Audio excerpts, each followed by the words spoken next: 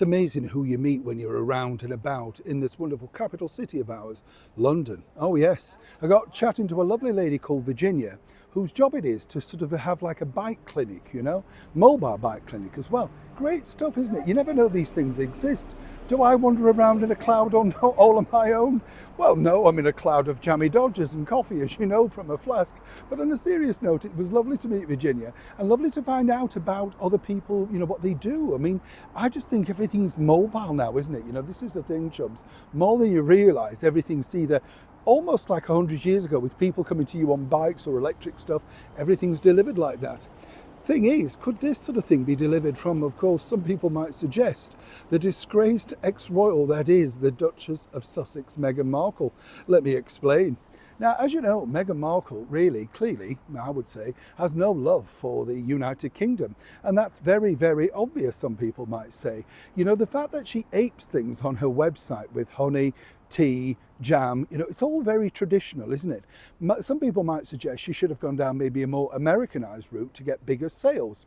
But of course, that's not really playing on the heritage or indeed niggling at people that have already had very successful businesses based on that, i.e. sort of the Buckingham Palace shop and of course Highgrove. You get the picture. Of course, the bigger picture obviously is the decision on how to market yourself. And this has been a thorn in the side of the people that have been working with Meghan for the last few years now, particularly when she decided to go independent and strike up that company, what some people say was a ridiculous idea, American Riviera Orchard. And apparently, if you mention that in the office, well, yes, you might as well collect your bag and disappear. You get that picture, right?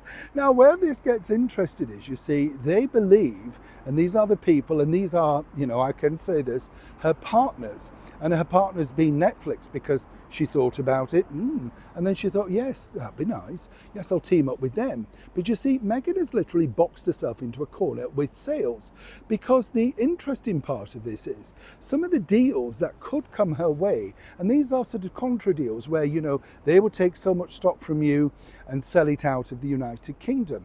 Now, you might think this is a bit strange, but there are people out there that do want to buy celebrity-based products, and we've seen this for many, many years.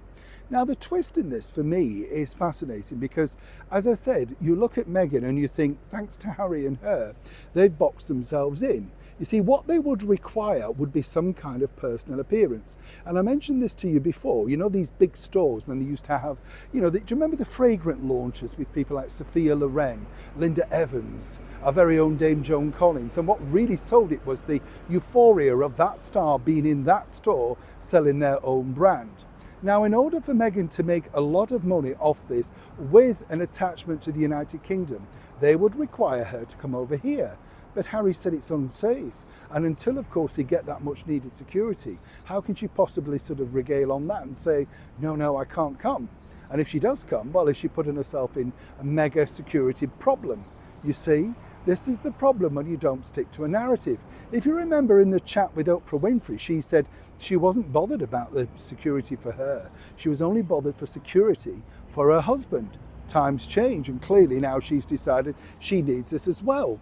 But while this ongoing battle for security goes on, it looks like the people at Netflix are losing, shall we say, a lot of interest, seemingly because of this. And if Meghan, of course, fails to sell in very much a pivotal country, a territory, then how much longer will they look towards looking at the very, shall we say, weak and poor sales that she's received so far? Again, allegedly.